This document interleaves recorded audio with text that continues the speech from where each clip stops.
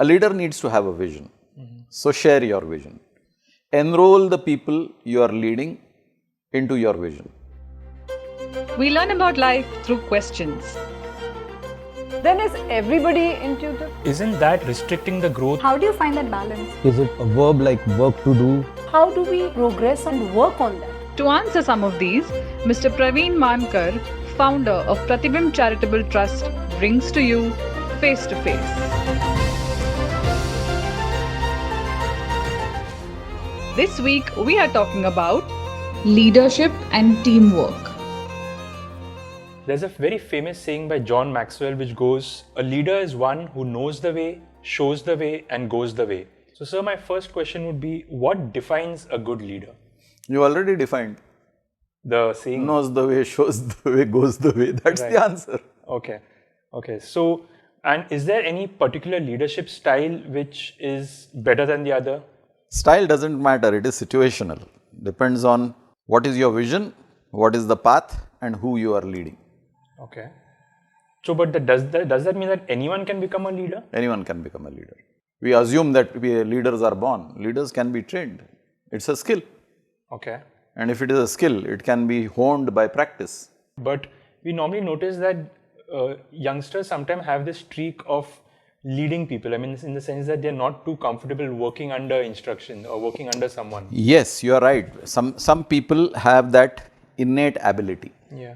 And some people need to be cultivated. If you have a natural talent, then the chances of you being successful are higher if you have the proper training, proper education. If you don't have a natural talent, you can still be groomed to acquire the necessary knowledge and the skills through education and practice. How far that kind of leader will go will again depend on circumstances. Extremely talented people have failed. We know of cases where extremely talented people did not succeed. Right. So, how can a leader inspire their team to give it their best? Share your vision. A leader needs to have a vision. So share your vision. Enroll the people you are leading into your vision. You can have a vision, but your people are not in tune with your vision. So you have not enrolled them. Why would they come with you? Okay, because they accept you as a leader, they will blindly follow you. But their heart is not in it. You look at the heroics in many battles. Motley number of people have conquered large armies. What inspired them? It was the leader and his vision. Minimal resources, hopeless situation, and yet a small bunch has succeeded in conquering a large army. Basically, it means that the leader needs to ensure that his followers, let's call them followers, share the vision, share his vision, and they also believe in it. And should they benefit from it, or is it just the... Why would you enroll yourself into an enterprise if there is no benefit for you? Right. So the key word is enrolling. If I want to enroll you into my project, you should see some benefit for yourself in that project. Otherwise, why would you opt for that project? Right. You would select some other option. Okay. Makes sense. And can a leader be a friend, or should it be all business? Again, situational. Because as an individual, when you deal with a variety of people, some people are amenable to coaxing, cajoling. Some people are amenable to crisp instructions, and some people need a firmer hand to deal with. So there is no thumb rule per se that this is the formula for being a successful leader. Okay. In some cases, you will find that the leader uses extremely harsh language, and you will wonder that, oh, this is not the right way to lead people. He's treating them like animals. But you will also find that that hard language elicits the best results, because that's the language which his subject understand. Yeah. Like we have a saying in Hindi, no, लातों के भूत बातों से नहीं मानते. Right. So you can't go to those kind of people and say, please do this for me. You look at me and say, पागल है क्या? Right. Hey, काम कर. That's the language they understand. Right. It works. So leadership is about knowing your people, because you're leading people. Without knowing your people, you can't lead them. Right. No one technique is right. A leader has to adopt the various techniques at any point Sure. in time. It's not a... It's an evolving situation. The whole environment is evolving. Right. What worked in the 80s and 90s doesn't work now. You look at the bank employees, they were accustomed to files and documentation and physical work. Today, the whole banking system has become online. Right. The leadership has to change. You can't be leading with the old methods. So, the leader has to have people who share the vision of a changing environment. Right. One of the issues which leaders face is how to balance delegation and micromanagement, which are sort of the two extremes. Yeah, that's a good question, because delegation is a subject of span of control. And as an individual, you can't manage more than 5, 6, 7 people. If you're managing a group of 20 people, let's say, then you will be hopelessly out of control. Right. You delegate work to 5 or 6 key lieutenants, and they delegate work to the performers, the operators or the workers. And what you as a leader do is get a feedback upstream. From down the line, you get the feedback. You are controlling 5 or 6 max people. Yeah. So, you have the time, the resources and the ability to not forget things. Where are the errors in leadership? That you forget. You forget the resources, you forget time, you forget money, you forget output, you forget results, the commerce part of it. Right. Okay. So, coming to the issue of teams now. In a team, there are various sort of people. Each one has a different approach, different thing which motivates them. And there are some people who try to work at the minimum capacity. They're not really motivated and probably they don't see the vision enough. So, should a leader try to change such people, or should he just associate himself with that? See, trying is the crux of all successes. You can't say that, oh, I've got a useless team, so I don't want to try. Then you are not leader material. So, if you don't try, how will you get the information or the knowledge that I tried, but it didn't work? So, let me try another method. Right. But trying also has to be on an appropriate platform. For example, if I ask you to cultivate a rose bush in the Sahara Desert and you toil from morning 6 o'clock to evening 8 o'clock, will you succeed?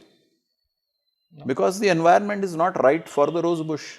So, you need to also have the requisite knowledge to apply your attempts. Otherwise, you are wasting your time, energy and money in an enterprise which is not going to bear fruit.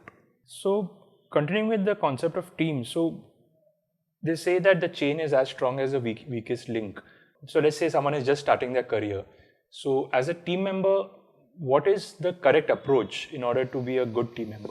When you say that there is a weak link, you have accepted the fact that the weak link is there, but the weak link is necessary. Yes. Yeah? Yes. Otherwise, you would have done away with that weak link. You would have replaced it with a stronger link. Right. So, there is something in that weak link which is special, unique. Yeah. If you recall the movie, Amir Khan movie, what was that? Lagan. Lagan. Okay.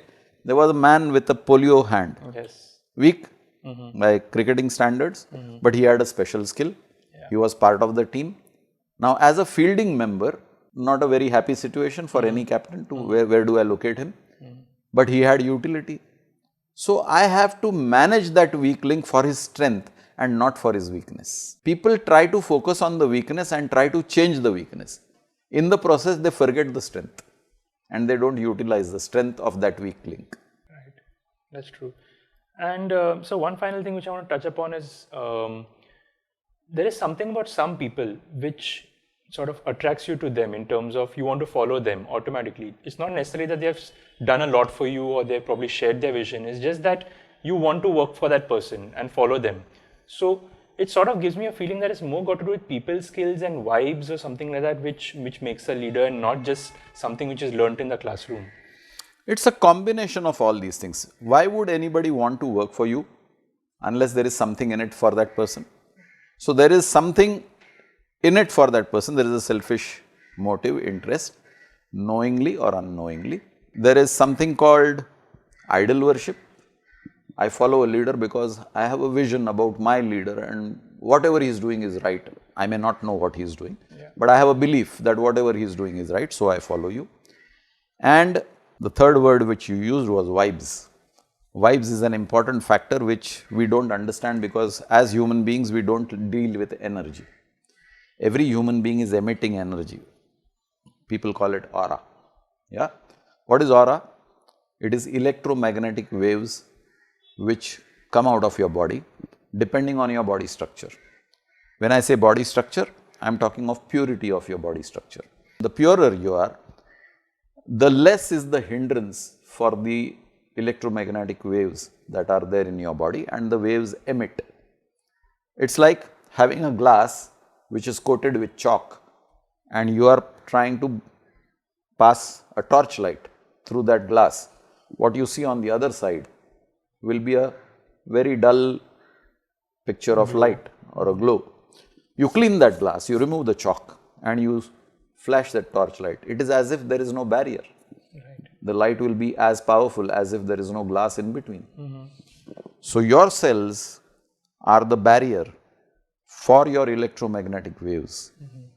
When that barrier is purified, the electromagnetic waves get the opportunity to radiate. The word magnetic is important there because magnet means you attract. Right. When your electromagnetic waves, your aura is radiating powerfully into the environment, whoever comes in contact with you gets attracted to you. Clean up your aura and you will become a powerful leader. Right. So a key takeaway today is that there is no set rule for becoming a leader. Anyone can become a leader provided you believe in yourself. You need to have a clear vision though, and it is very important that you pass on that vision to your team and enroll them so that they believe in your vision as much as you do. If you have some questions about life, please connect with us. Do not forget to like, share, subscribe, and press the bell icon for weekly updates.